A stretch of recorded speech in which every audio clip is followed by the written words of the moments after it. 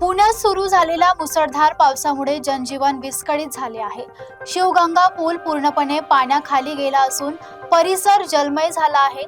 नदी नाल्यांची पाणी पातळी वाढल्याने वाहतुकीवर मोठा परिणाम झाला असून नागरिकांना अडचणीचा सामना करावा लागत आहे.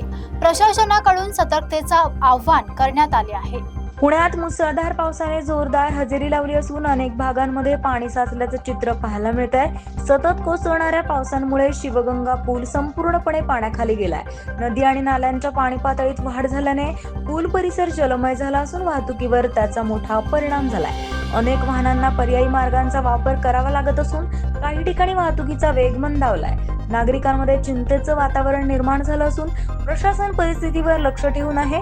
दरम्यान नागरिकांनी अनावश्यक प्रवास टाळावा यासाठी सतर्क राहावं असं आवाहन प्रशासनाकडून करण्यात आलंय.